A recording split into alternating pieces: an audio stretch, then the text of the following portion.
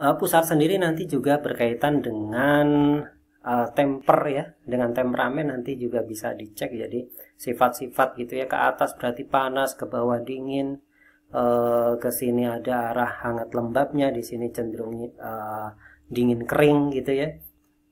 Kembalikan lagi ke 4 unsur ya, kembalikan lagi ke 4 unsur. Contoh misalnya di sini ke atas ini panas ya, makanya dia pengen tampil gitu ya, orangnya pengen tampil, pengen terlihat apa ya namanya ya, kalau bahasanya anada, inilah aku gitu ya, dan seterusnya. Ini bisa silahkan kaitkan dengan 4 unsur. Ini kan 4 ya, 4, kemudian dari 4 ini nanti akan ada prosentase-prosentasenya masing-masing. Ada yang full, ada yang sebagian-sebagian, ada yang full sebagian-sebagian, dan seterusnya. Oke. Nah, perut tadi, kalau tadi kan pusarnya itu kan ada di sini, ini pusatnya perut atau pusar. Kemudian dia berkembang menjadi semacam mikrosistem daripada tubuh manusia, meskipun bentuk ini menyerupai kura-kura, sehingga sering disebut dengan teknik terapinya kurapunktur begitu ya.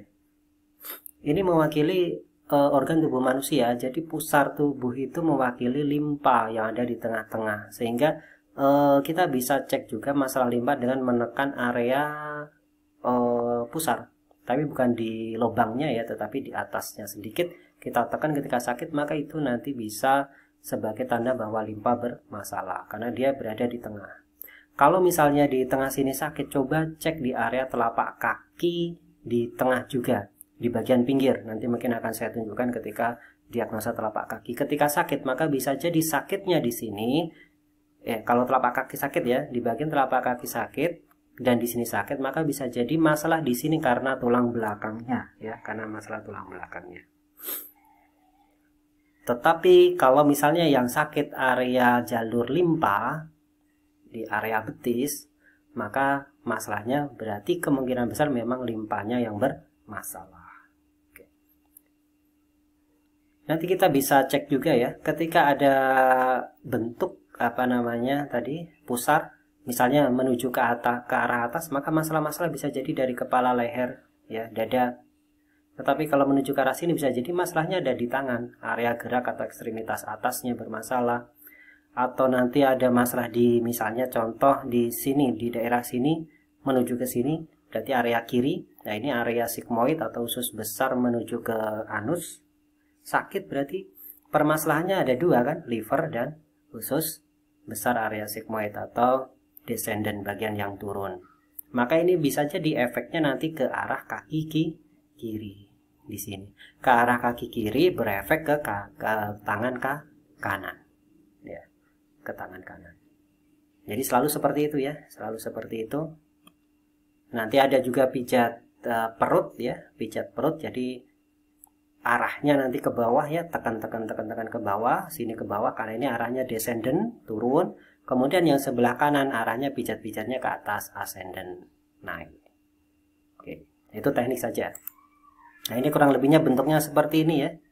Bentuknya seperti ini. Kemudian nanti kita bisa lanjutkan juga kaitannya dengan organ yang ada di situ, dengan penekanan tengah tadi kan limpa, SP, spleen ya, arahnya perikardium, atasnya lagi apa namanya jantung, sebelah kanannya area geser sedikit ya, di jam 11 ini adalah empedu, di jam 10 ini liver, daerah samping-samping karena paru-paru ada 2 tempat, makanya kalau ada orang sakit di area pinggir sini, ini bisa jadi masalahnya dari paru. Kalau di bawah, di area sini ini large intestine. Nah, ini berpasangan biasanya. Paru-paru dan usus besar.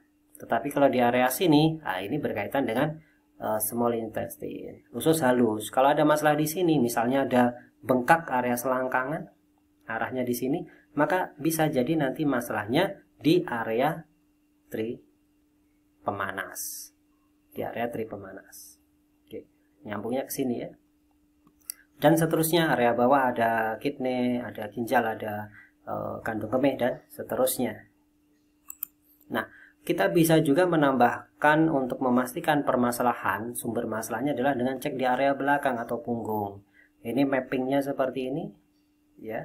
Ada paru-paru, ada apa ini namanya jantung, perikardium, kemudian lambung area kiri ya, lambung itu kiri, liver yang kanan, kemudian di sini ada empedu, ada trik pemanas, ginjal ini secara organ ginjal ada 2 ya, tengah-tengahnya ada di spleen, ada small intestine, ginjal, usus besar. Nah, usus besar di sini. Kalau orang yang susah BAB biasanya di sini ditekan sakit.